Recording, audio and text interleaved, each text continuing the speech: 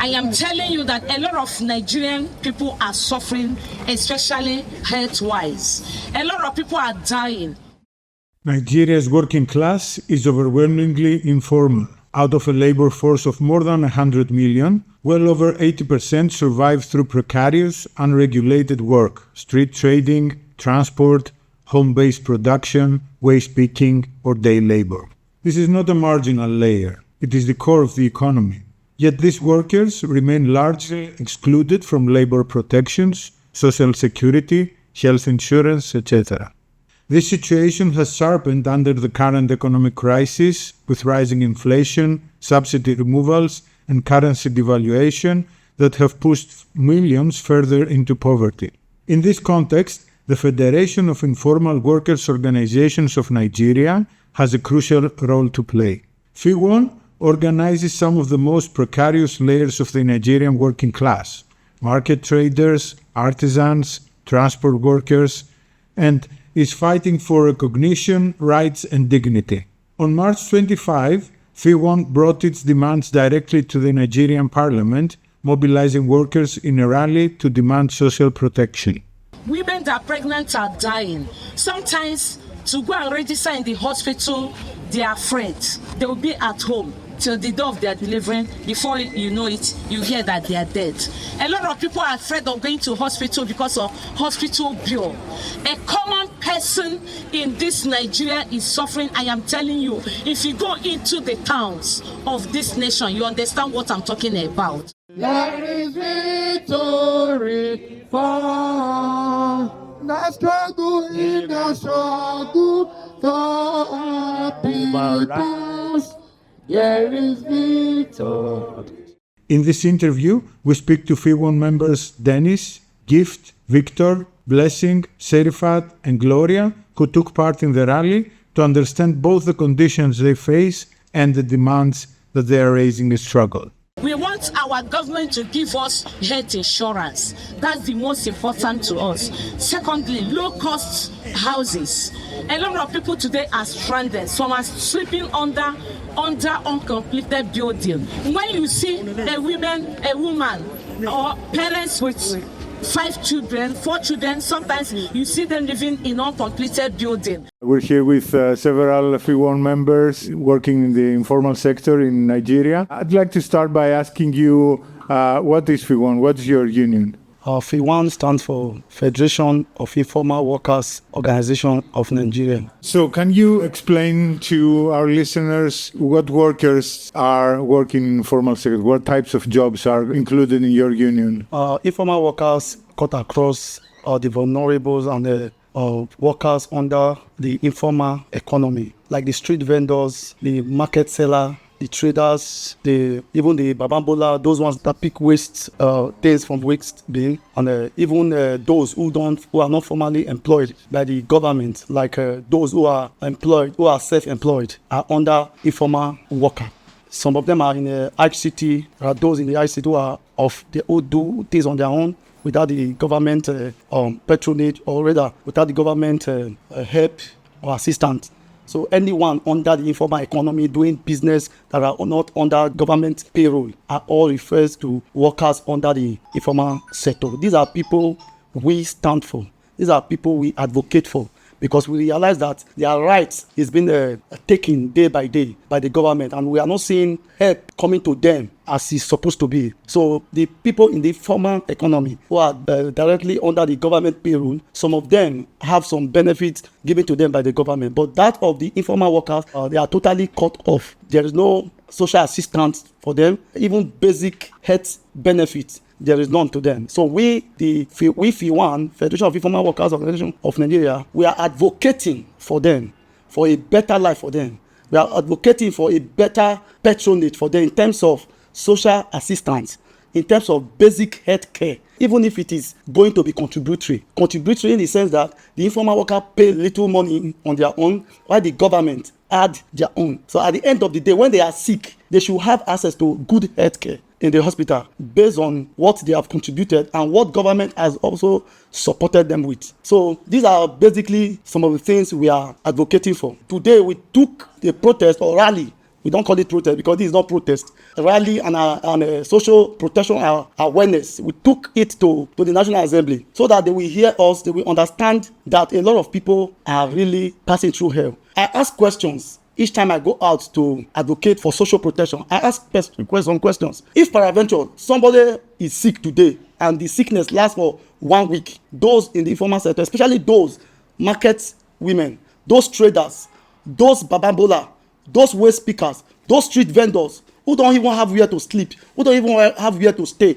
If peradventure something happened to them today, who is responsible? Who will come to their aid? So that is why we are coming out collectively as FIWON with the help of our national secretary and our national bodies to advocate for them so that the government can include them into policy that will cover them as well. So what we are demanding is very simple: good health care for the informal sector, social assistance for them, and a whole lot, especially the elderly.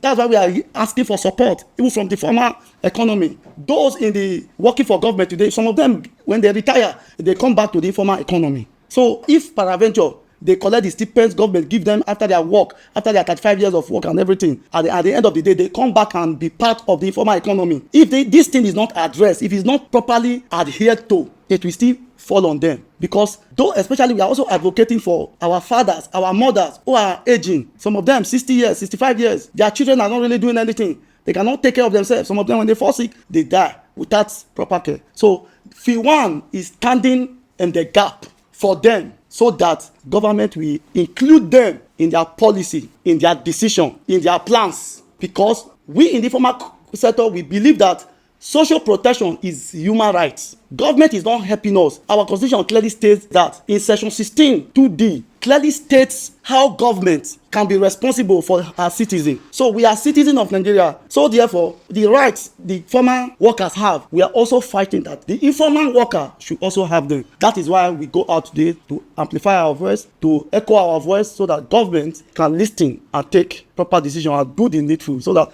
every one of us can be together and live in peace. And secondly, let me drop this. Lack of negligence to carry the informal workers along has led to the high insecurity we are having in Nigeria today. Yes, because of they systematically, through their policy, through their scheming, exclude the informal economy from social protection coverage. Today, what we have a lot of children, a lot of people becoming bandits, a lot of people becoming Boko Haram, a lot of people joining these people because of little thing to eat. Somebody was saying something the other day. In Maiduguri, Sambisa, some people joined Boko Haram because of a cup of rice. Because of little money that will enable them to start up. They don't have 100,000, 50,000, 20,000. Because of that, some people willingly join Boko Haram. Because at some point, Boko Haram has to entice them with some of these things, which is supposed to be given to them by the federal government. And we believe probably they've not budgeted for this before. We are advocating. If peradventure their budget policy have not captured how this coverage can go, how informal workers can be truly touched, we are begging and we are pleading that they should include us, the informal workers, the informal sector, in their policy making programs, in their budgeting programs, in all the programs that we give the informal worker a good living. Thank you.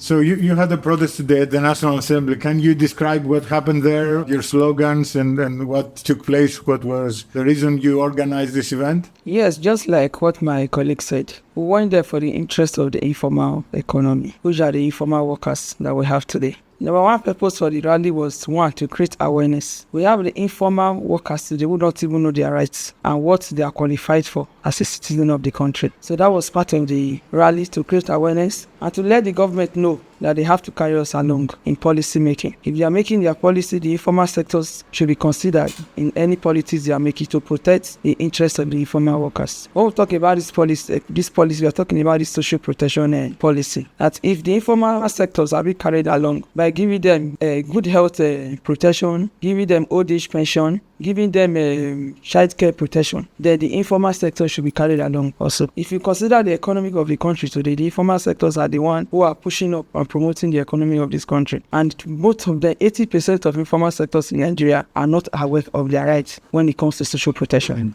So the rally number one was to create that awareness. Number two is to let the government know that we deserve the social protection in the informal sectors. That if you are creating any policy that has to do with social protection, the informal sectors must be carried along. So that was why we went to the National Assembly. Let them know that we know our rights, that we must be carried along in whatever policy they are. So you expect to receive an answer from the National Assembly about your demands? What do you expect from the government to happen? My own name is Comrade Victor. Glad having us in this very place. I believe it's a reality of predestination. And in our movement today, we are very, very positive and we are expecting good outcome. When you speak once, somebody might hear you, but the person might not understand you. But when you continue to speak, the person is definitely going to understand you. So the cause of our rally today, you asked a question that what was the outcome? I rightly said that, yes, our requisition have actually been submitted and we are very, very positive for a good and positive outcome of today's program. Because just as the other colleagues have said, the informal workers like the mechanics and all of those people, just in summary, those that are now working in the government sector contribute a lot of, how they call it, the growth of the national GDP. And they also deserve to be treated. Another one is housing. There are places that some of these persons cannot really pay for where they are putting their heads. So they can't really afford it. So we are crying that there should be a subsidized housing insurance, health insurance, and all of those things that have been mentioned. And after today, well, the rally or the campaign will not stop until we actually get that we actually truly desire. What I just want to contribute is we have different platforms that we carry out our activities. Just as the elder said, all of them said almost same. So apart from different platforms, we speak through the various coordinators. And this campaign, we started since 2 months ago. We've been to different clusters in Abuja. Went to Jikwe, Komedimeji, Kayode, they came there too. We went to flag up social protection to them. Because the social protection, they claim that taking care of we, the informal workers, through cash transfer. But no informal worker, like the market woman we know, that have ever received any cash transfer. The cash transfer goes to their people working in the ministry. Those that are jacked the contracts, they will call their various loved ones for the village, send their names. They will now do a video, send it to to Facebook, that is internet. They will now say, thank you, I received 25, I received 50,000. Oh, it's conspiracy. Just to tell the world that I take care of the informal workers. It is not true. So as my sister earlier said, this is my comrade. Anytime they want to take decision, decision makers should involve the informal workers. They claim we don't have register, that we don't have record. It is not true. As far the market woman, the Meroa selling water, have NIN, BVN in the bank, because without it, you cannot withdraw your money. Why not then get our record through the BVN, the NIN? Because they claim now tax reform have started without a TIN number. 31st of March, they'll start checking our accounts. If you have more than 800,000, they will take tax. The tax, we don't know what they are doing with it. So if they can come to our aid and carry us along during the decision making, we will tell them this is what we want. This is what we will benefit from.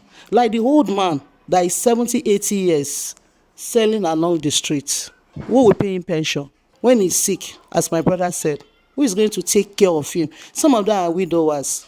They lost their children through accident, through the fire outbreak, flood in Lagos that took place, affected most of the informal workers. Who is going to take care of them? So, and the Constitution said, according to our partner, ILO, that partner with us, that started the campaign of social protection. It is there that we are working or not. It is our right. It is our right for government to protect us.